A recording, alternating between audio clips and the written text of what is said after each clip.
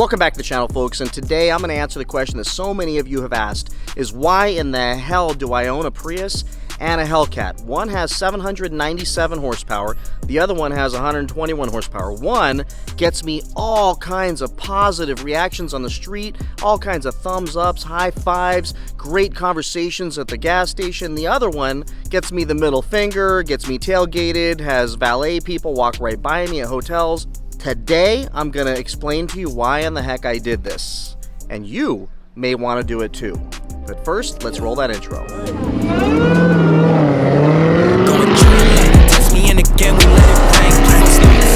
That black and white, that yin and yang. Mr. Officer, please don't search us, we don't got a thing. Tell her park it up, then that be poking out them jeans. I've been sparking up, like the fireworks, I keep the flame. Heard you barking up, this the wrong tree, I got the strings. Yeah, I'm charging up, they can't keep up, got them looking drained. Now they walking up, trying to put the face to the name. Pull up and I stop and I'm swerving. Alright, so first things first, let's talk about the Redeye. Last week, we took the seatbelts out and shipped them off to seatbeltplanet.com, where they are re-webbing those belts with the black and red seatbelts. And I think you're going to love those when you see the finished product and what they look like and how easy it is to reinstall them. So we'll do that next week, and then the car is going into OC Wraps to get something done to it. And don't freak out. It's not gonna ruin the look of the car, but I think it's going to enhance the look of the car tremendously. So hit that subscribe button and be sure to stay connected with these videos, because you don't want to miss what's going to happen with the Redeye. Now let's talk about why I own these two complete opposites of cars. Alright, so let's talk about the Hellcat. If you've been following the channel for a while, you remember that I owned the Scat Pack and the RT before this, but I also owned a 740 BMW that I paid almost $90,000 for. Actually leased it at the time, and that was about $1,400 a month.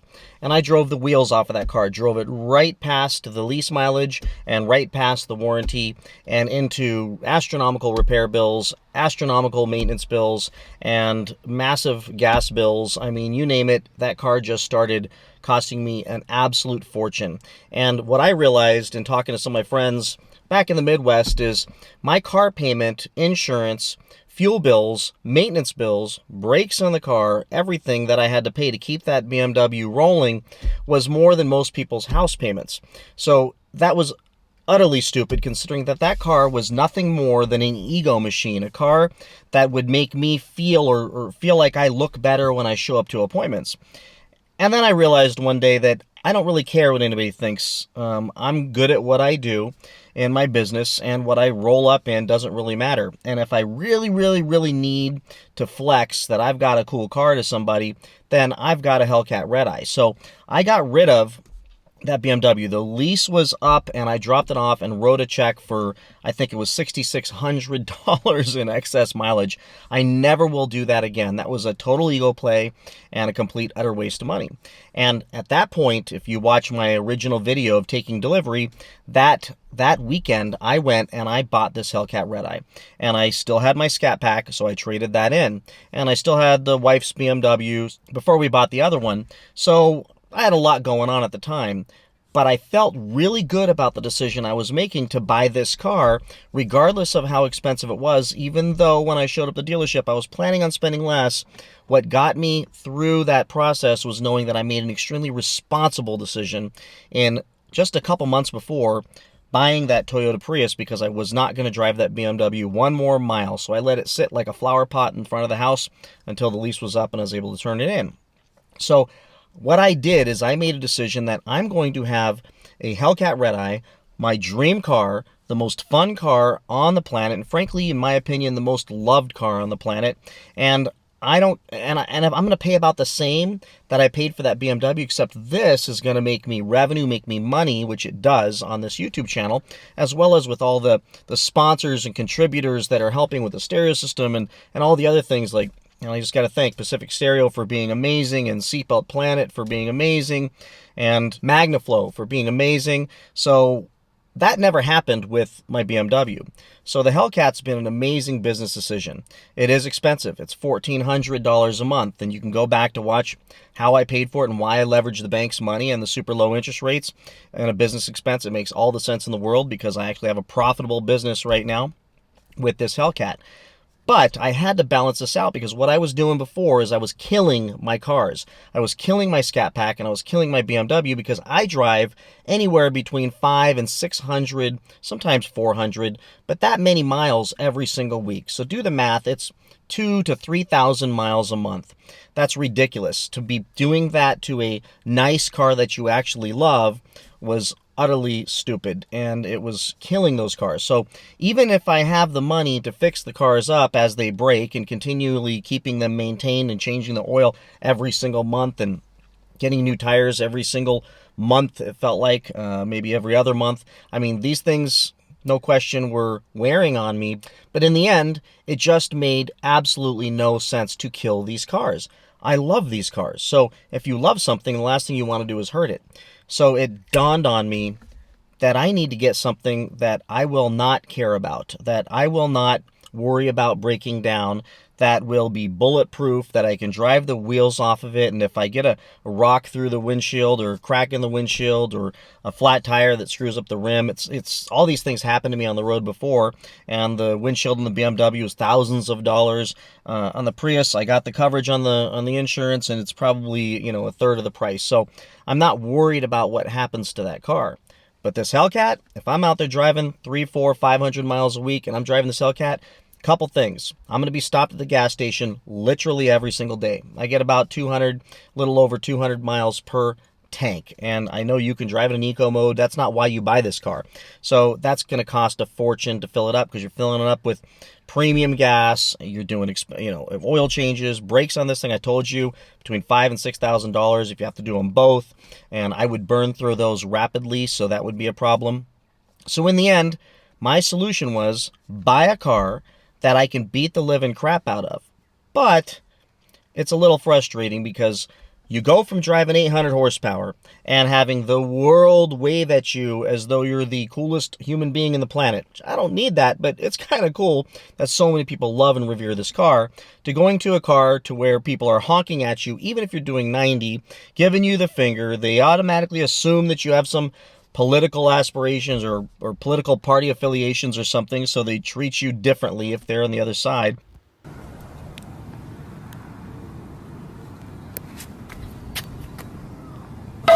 And it's just not fun compared to driving this car. But I'll tell you about that car right now and the reason why it's all worth it. And it actually helps pay for this Hellcat.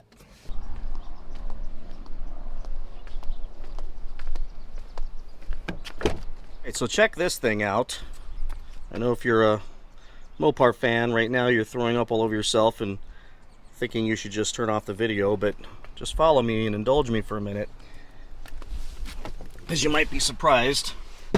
So this is the 2020 Prius Prime Hybrid. And it's not bad. It's got the fake leather, it's got huge back seats, it's got a lot of storage in the back, and it's got a whole bunch of other things that make this absolutely a great compensating factor for the Hellcat. Alright, so what could possess a car guy like me who's owned 35, 40 cars, every one of them being just amazingly cool and fun cars, to buying this, what most people consider to be a ridiculous thing? And here's what possessed me. So I shared a lot of that with you when I was in the Hellcat, and now I'm going to explain what the benefits are of this car. And the benefits of this car are obvious. Many of you right now are saying, well, of course it's got better gas mileage. But that's not even the issue. If I could drive my Hellcat every single day and gas was the only expense, that would totally be fine with me. I would just pay it and just go miles per gallon and love driving the heck out of that thing because it's so much more fun than this. And again, get treated so much better out on the road. But it's not just the gas mileage, it's everything.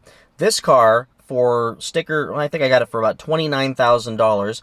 I got almost $6,000 back on tax rebates and electric company rebates, who mailed me just a check for $1,000 just because. I filled out a form and a check for $1,000 showed up. And then I've got the carpool stickers on this thing as well, so I can go in the carpool lane. So now I'm picking up about 2 hours a day that I get to go spend time with my family and friends that otherwise I couldn't do if I didn't have this ridiculous car. But But why didn't you buy the Tesla? I mean, Mr. Moneybags, why didn't you buy the Tesla? Mr. Motivator, why didn't you buy the Tesla? Listen, I heard that already on past videos, and here's why. Tesla, you're going to spend $50,000, $60,000, $70,000 or more on that car. And the problem with that is even if you buy a used one, which I found one for about $36,000, so $6,000, $7,000 more than this car, the problem is when something is menial, which happened to my friend's Tesla, as the door handle breaks, which apparently is an issue with a lot of these Teslas, that is a $1,000 to $2,000 episode. And that happens over and over and over again with these electric cars as they get older. Frankly, with any car as they get older. So you end up picking up a whole bunch of additional maintenance and wear and tear expenses that otherwise you wouldn't have. But those electric cars last forever. They don't have the same engine problems. No, they don't. But they are still cars. They're still man-made, and they still break a lot. And when they do, it's really expensive. When the big screen goes out on the dash, you're going to spend thousands of dollars to fix that. And I'm not going to play that game just so that I can look cooler out on the road. Secondly, with the Tesla, I don't have an extra hour or 2 hours to sit at a charging station and wait for that thing to charge up. Because remember, if I'm doing 300, 400, 500 miles in a day, that Tesla is only going to make it halfway through my day before I'm on the side of the road waiting for that thing to charge up when I have other things to do. And in business, time is money, and I can't be sitting around waiting for that car to charge. With this little goofy car, I can stop, fill it up, and I'm going to pick up close to 500, 550 miles of range. Add in the electric range, it's another 30.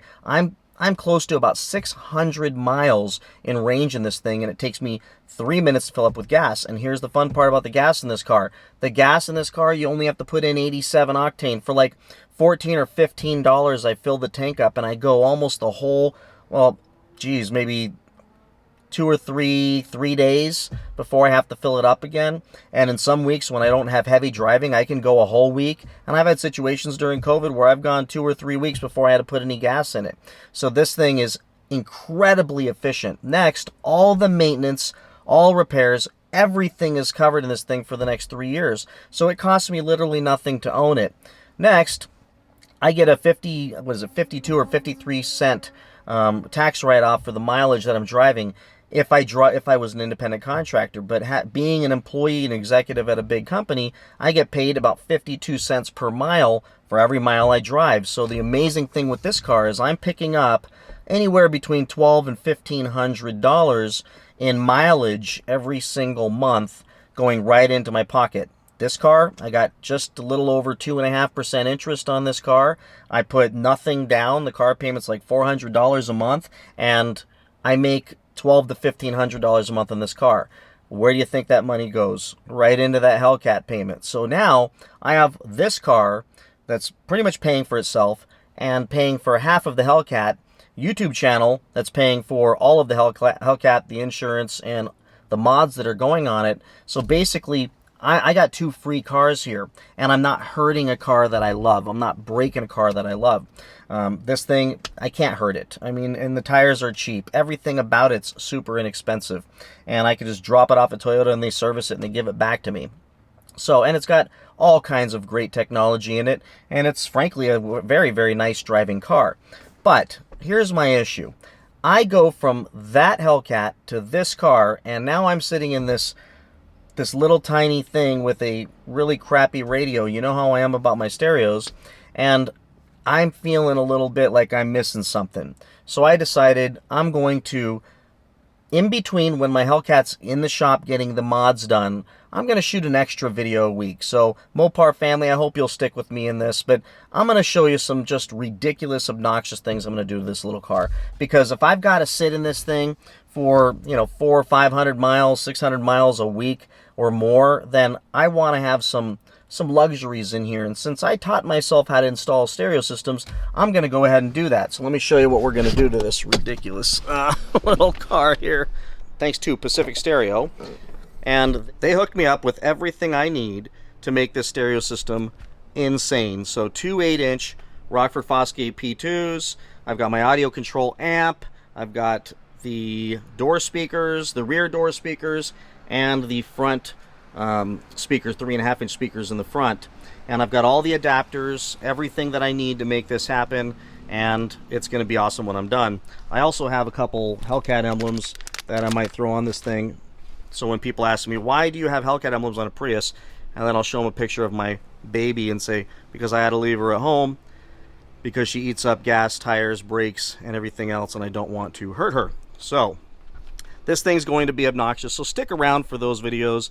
I think that it'll be a little bit interesting while I work on getting the Hellcat modded, now that the world seems to be opening up a little bit and we're able to get some more stuff done. Again, the Hellcat's going to OC Wraps next week. I'm going to put the seatbelts in and shoot that video.